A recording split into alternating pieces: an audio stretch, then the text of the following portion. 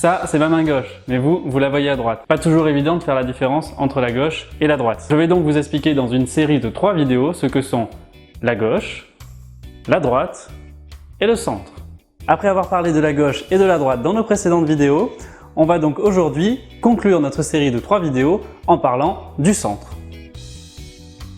On dit parfois que le centre est un peu une girouette qui changerait de position politique à chaque élection sans réelle conviction.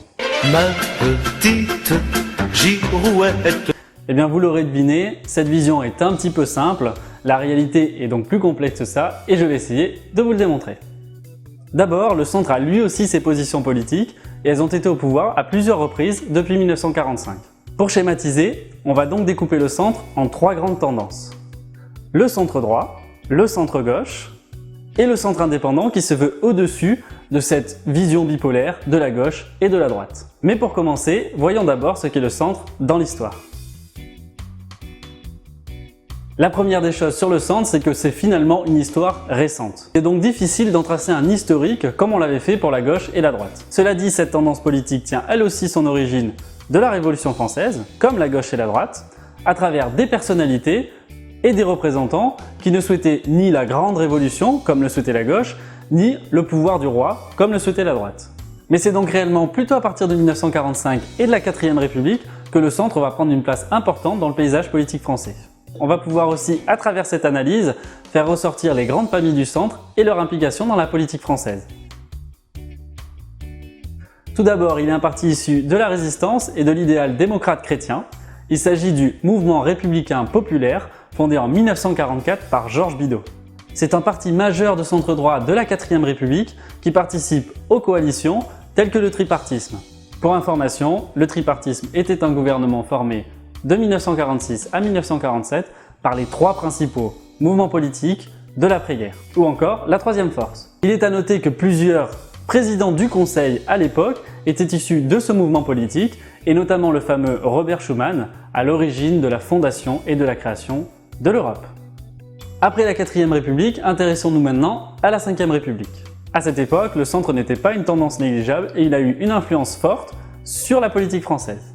Le MRP continue à jouer un rôle important dans la politique française au début des années 60, mais aussi le Parti radical, plutôt de centre droit, qui est lui aussi toujours présent. Certaines personnalités du centre sont des figures majeures de la politique française. On pensera notamment à Jean Le Canuet, qui était ministre de la Justice sous la présidence de Valéry Giscard d'Estaing. Après avoir parlé du centre droit, parlons maintenant du centre gauche. Le centre gauche, les sociodémocrates et les sociolibéraux ne sont pas en reste. Ils comptent eux aussi des partis politiques influents et ils ont une forte présence médiatique bien qu'un électorat restreint. On parle ici notamment de l'Union démocratique et socialiste de la résistance fondée par François Mitterrand, qui deviendra la Convention des institutions républicaines en 1964 pour finalement fusionner avec plusieurs mouvements de gauche à partir de 1971 et notamment le PS qui portera la candidature de François Mitterrand à la présidence de la République. Valéry Giscard d'Estaing, président de la République de 1974 à 1981, était lui un président de centre droit avec son parti des Républicains indépendants. Le centre politique est donc une notion assez difficile à aborder parce qu'elle est composée de plusieurs familles et de sous-familles et si l'on prend une question en particulier, par exemple la laïcité, chacune de ces familles ne va pas se positionner de la même manière. Mais après ce bref historique, voyons maintenant ce qu'il en est du centre aujourd'hui. Quand on parle du centre aujourd'hui, de quoi parle-t-on?